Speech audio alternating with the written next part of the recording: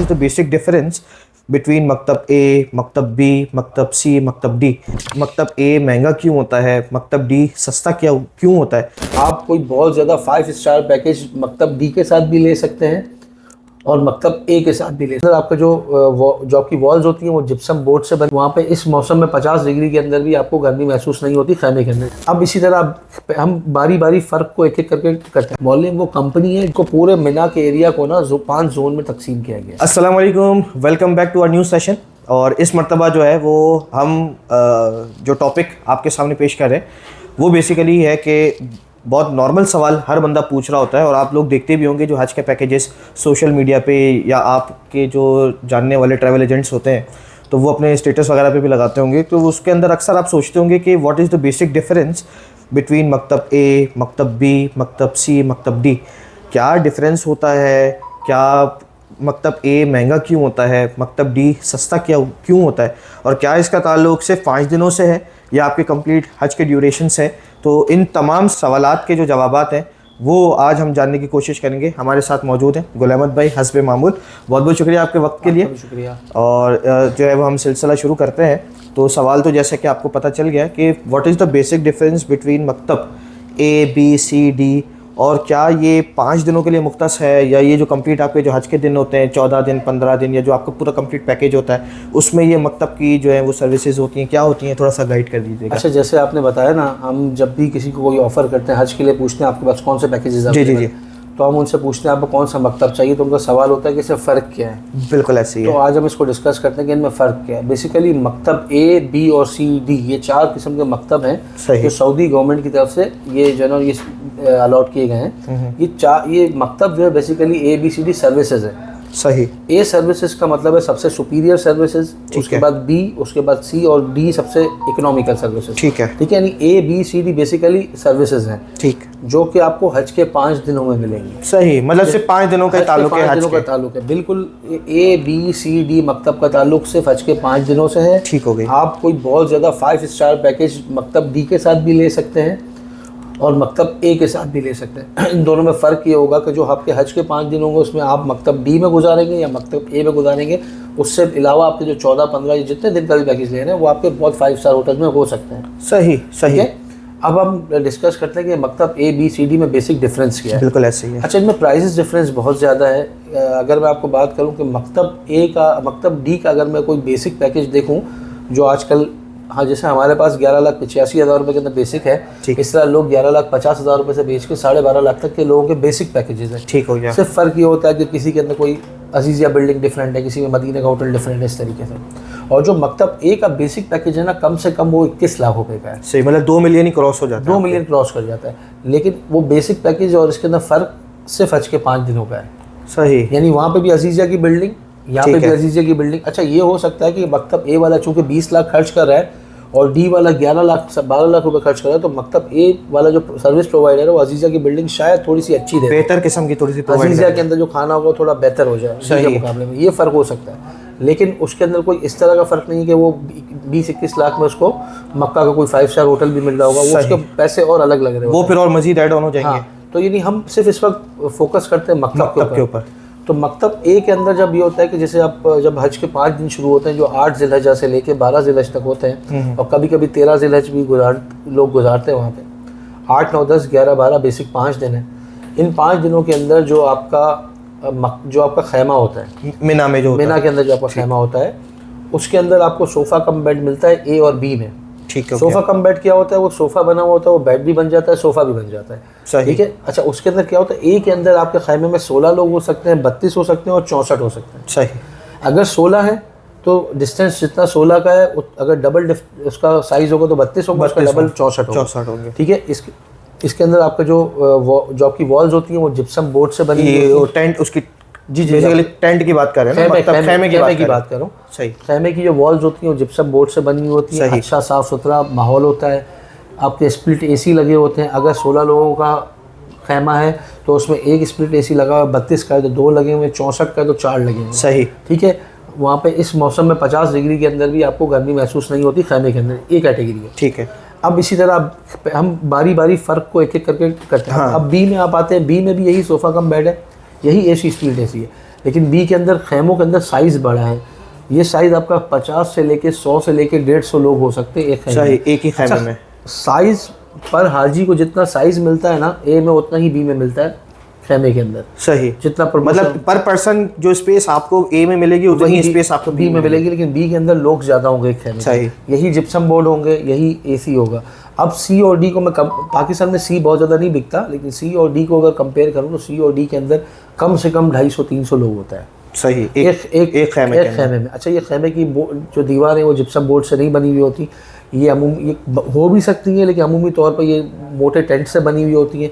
इनके अंदर split AC नहीं होते, और जो ना रूम चिलर्स जो होते हैं वो, या आपको रूम कूलर कह लें, वो लगा होता है, तो निस्बतन वो उस गर्मी के अंदर बहुत ज़्यादा काम नहीं कर रहे होते। काम कर रहे होते हैं, लेकिन ऐसा नहीं है कि वहाँ पे बहुत गर्मी लग रही हो, लेकिन उसके कंपैरिजन में कंपैरेटिव बिल्कुल वो तो। और उसके अंदर आपको सोफ़ा कम बेड नहीं मिलता सोने के लिए, आपको एक मैट्रेस मिलता है जो कि, और उसके अंदर मैट्रेस अमूमी तौर पर ऐसा होता है कि उसमें मैट्रेस के साथ मैट्रेस लगा होता है और सिर्फ गुजरने की जगह होती है। सही। ठीक है। और उसमें 300 लोग, 400 लोग, 500 लोग एक खैमे में हो सकते हैं, अलग अलग होता है। ठीक है। तो ये तो हो गया खैमे का उसका फ़र्क। अच्छा, इसमें आपको मैट्रेस मिलेगा, सोफ़ा का बेड नहीं मिलेगा सी और डी में। ठीक हो गया। इसके बाद आप आ जाएँ, इसके अलावा सेकंड कैटेगरी होती है फूड की। ठीक। ये हज के 5 दिन जो खाना होता है ना, ये टूर ऑपरेटर आपको प्रोवाइड नहीं करते, ये मौल्यम करते हैं। मौल्यम क्या होता है? मौल्यम वो कंपनी है जिससे आपके टूर ऑपरेटर ने हज के 5 दिन की सर्विसेज खरीदी है। अच्छा, तो ये मौल्यम पाकिस्तानी होते हैं? नहीं, ये अरबी मौल्यम होता है। अच्छा, मौल्यम कंपनीज होती हैं, वहाँ की जो कंपनीज होती हैं उनको मौल्यम कहा जाता है। ये 3 वक्त का खाना 5 दिन के लिए, यानी 15 मील्स मौल्यम की तरफ से होते हैं। सही। ठीक है। अच्छा, एक कैटेगरी के अंदर बुफे लगता है। ठीक।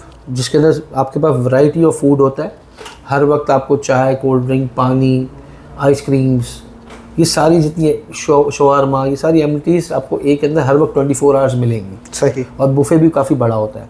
इस तरह बी में आए, बी के अंदर भी बुफे होता है, तो डिशेस कम हो जाएंगी, थोड़ी सी डिशेस कम होती हैं। और जिस तरह ये शवारमा का इस तरह नहीं होता, चाय थोड़ा सस्ता कम हो जाएगा। और थोड़ा सा टाइम ड्यूरेशन कम हो जाएगा। चाय 24 आवर्स नहीं होती, लेकिन 3 वक्त खाने के साथ होती है। कोल्ड ड्रिंक्स 24 आवर होती है उसमें। तो ये चीज़ें होती हैं। और सी और डी के अंदर ये होता है कि आपको मौल्यम जो है वो खाना देता है खाने के वक्तों पर डब्बों के अंदर। सही। उसमें बुफे नहीं लगता। ठीक है। ये क्लियर है मेरे ख्याल से। ये क्लियर होगी बात। इसके बाद जो तीसरा बड़ा फ़र्क है वो है डिस्टेंस का। जो ए कैटेगरी के मकतब होते हैं ना, वो अमूमी तौर पे जोन 1 होता है। अच्छा, अब ये जोन क्या है? वहाँ पे टोटल इसको पूरे मिना के एरिया को ना 5 जोन में तकसीम किया गया है। सही। आपने कहाँ जाना है? जमरात पे जाना है। जहाँ पे कंकरियाँ मारनी है शैतान, उसको कहते हैं जमरात। ठीक। ठीक है। जमरात पे आपने जाना है अपने खैमे से। सही। 10 को भी, 11 को भी, 12 को भी। ठीक। तो जब आप जमरात जाते हैं ना, तो जमरात के लिए आपके खैमे से, आपका खैमा किस जोन के अंदर है? जोन क्या है कि जमरात से कितना डिस्टेंस है। जो जमरात की मतलब रेडियस कह लें आप? जी, रेडियस को 5 हिस्सों में डिवाइड कर दिया। सही। पहले जोन 1 है जो ऑलमोस्ट 1 किलोमीटर का रेडियस है, उसको जोन 1 कह रहे हैं। ठीक है। उसके बाद 2 किलोमीटर तक के जोन 2 कह रहे हैं। उसके बाद 3, 4 और 5 इस तरीके से दूर, यानी सबसे दूर जो होगा वो जोन 5 है। जोन 5 के अंदर अगर आपका मकतब है तो 5 किलोमीटर, 4.5 किलोमीटर जमरात का डिस्टेंस मिनिमम होगा। ठीक है। तो इसमें क्या होता है कि अमूमी तौर पे ए कैटेगरी के जितने पैकेज है ना वो जोन 1 में ही होते हैं, ताकि वो डिस्टेंस कम हो जाए। उसी के मेरे ख्याल से पैसे हैं ना, सभी पैसे हैं। हाँ। ठीक है। अच्छा, इस तरह जो जोन बी है उसके अंदर वो जो आपका मकतब बी है वो जोन 1 में भी हो सकता है, 2 में भी हो सकता है। सही। अब ये डिपेंड करता है आपके टूर ऑपरेटर ने कौन सा लिया है। सही। मतलब कौन से मॉल्यम से आप उसने सर्विस एक्वायर की है। तो वो आपको आप जिससे पैकेज ले रहे हो आपको बता देगा कि जोन 1 है, 2 है या 3 है। सही। इसी तरीके से जो डी है, जो डी पैकेज है वो अमूमी तौर पे जोन 3, 4 और 5 में होते हैं। 3 में बहुत कम होते हैं, 4 और 5 में ज़्यादा होते हैं। ज़्यादातर पैकेज जोन 5 के होते हैं जो दूर होते हैं। लेकिन देखें इसमें यही है कि आप किस से पैकेज ले रहे हैं। तो आपका जो टूर गाइड साथ होता है आपका, एक उसको कहते हैं कि ग्रुप लीडर कहते हैं उसको। जो ग्रुप लीडर अपने पूरे ग्रुप को लीड कर रहा होता है, वो आपको उधर से डायरेक्शंस से अपने साथ चला रहे होते हैं।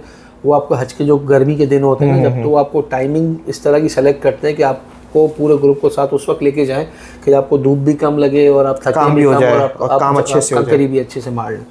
तो वो आपका ग्रुप लीडर जो होता है सारी चीज़ें उसके ऊपर डिपेंड कर रही होती हैं। तो ये बेसिक सीधा फ़र्क है ए, बी और सी, डी के अंदर, मकतब के अंदर जो चीज़ें। अब इसी से रिलेटेड आप अगर ये हज के 5 दिनों से हट के करते हैं बात, जो मकतब ए आपने लिया हुआ तो ऑब्वियसली जो जिसने मकतब 21, 22, 23, 24 लाख का लिया तो मदीने का होटल उसका डी के मुकाबले में अच्छा ही दिया, बेहतर होगा। सही। वो उसकी कॉस्ट है ना। और इस तरीके से आपका अजीज़िया का होटल भी है या मक्के का होटल भी है। जिस तरह आपने पैकेजेस एक के अंदर भी 20-25 किस्म के पैकेज होते हैं। इस तरह डी में भी होता है। सही, ये वाली बात बड़ी अच्छी बताई आपने कि ये जो बेसिकली मकतब ABCD जो है ये सिर्फ हज के 5 दिनों की सर्विसेज का नाम है जी।